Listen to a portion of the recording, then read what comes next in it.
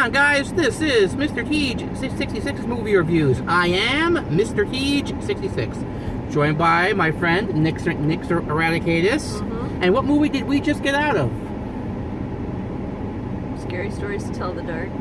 I was looking at the side over there, I get distracted. Sorry, okay. Yes, Scary Stories to Tell in the Dark, based on the popular book series from when we were kids.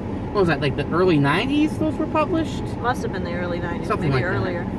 And overall, this movie was decent. I enjoyed it. I did have some problems with it, but we'll get to that. The plot is, it takes place in the 60s, I believe 1968, if I'm not mistaken. Oh, whatever year Nixon was reelected. So late 60s, I think. And it's about a bunch of kids. They go out trick-or-treating on Halloween one night, and they stumble into an old house, and they find a book written by a crazy lady or girl who was locked up in her room. And they take the book, and the book starts to write story. It's a little hard to explain. The book starts to write, or she starts to write stories down in this book on blank pages, which are the stories from the original novels. And things start happening to them. It's about these kids who were there, and they have to figure out a way to stop it. That's basically, in a nutshell, the plot.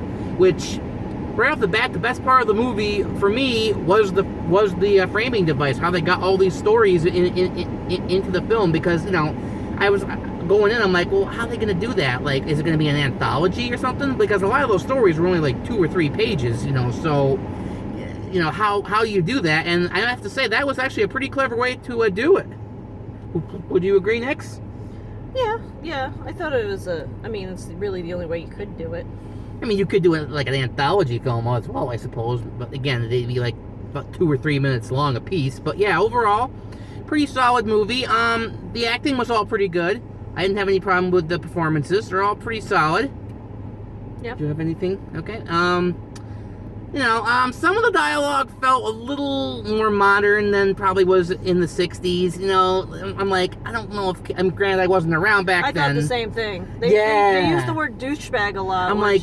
I think that word's been around for a long time, but I think that's a more modern sort of thing than it probably is. Yeah, I'm sitting there going, I don't think this is how kids in the 60s talked, but, whatever, a minor quibble. And sometimes... some of the cliches of the genre are still present. Like, they do jump scares and stuff like that. There's also the scene... That was part of the book, though. Several of the stories ended with a jump scare. This is true, too. But, that's a book, and that's, only like a 2-page thing. So, and this is a movie. Well, but if you think that jump scares are more of a movie thing, and you've got a book you're basing it on, which is known for jump scares, if you didn't put jump scares in the horror movie, all right, it'd be a little remiss. I'll just say they weren't done the greatest, okay?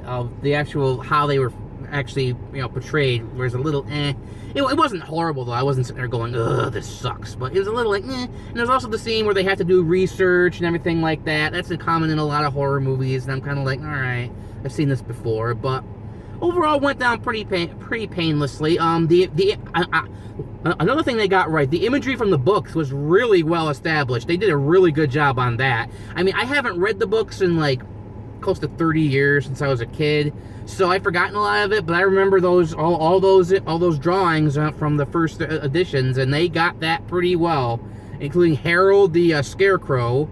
That was really well done. And there was the fat lady going down the hall. I forget which story that's from.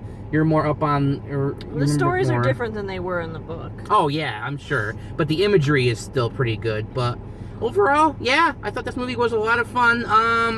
It's definitely more for younger viewers, although there's some surprisingly gross things that happen in it, which I was kind of shocked by. My criticism of it as I was watching it was that I wasn't really very scared, even when it got sort of brutal.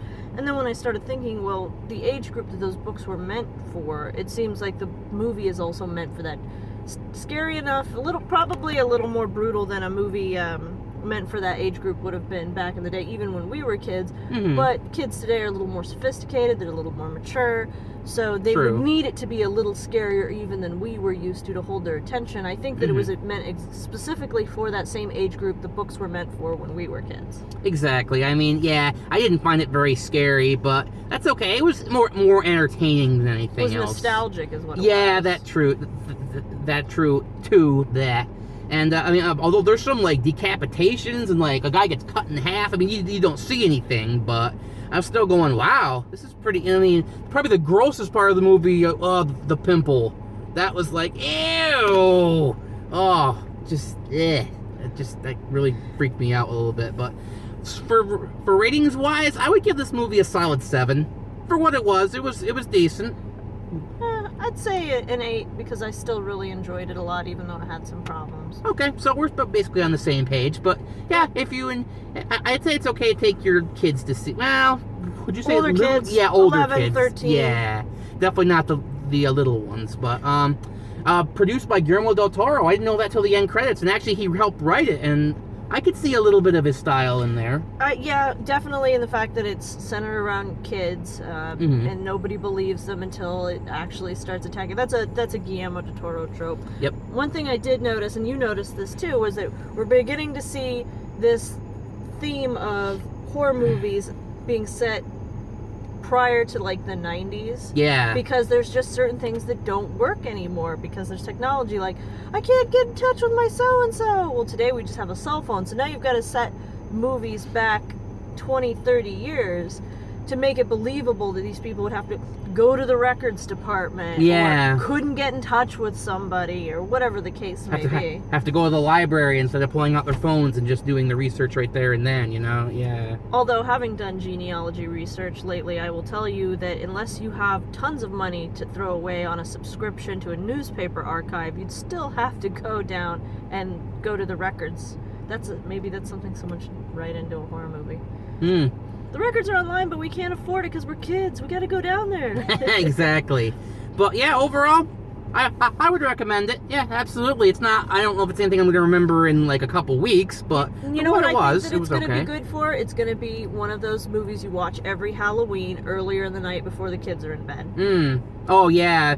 The kids can watch it, and then when they go to bed, you can pull up the real hardcore ones. It's a very Halloween-y movie in the sense that it's spooky and a little scary, but not too scary. It's still more fun than it is scary. I mean, I guess it's a little bit like the Goosebumps. I didn't see the Goosebumps movie. I don't know whether you saw that. Kellen watches it. Okay, her son, her 4-year-old son. Yeah. She's that kind of mom, but that's okay. He's that kind of kid. Exactly. Okay.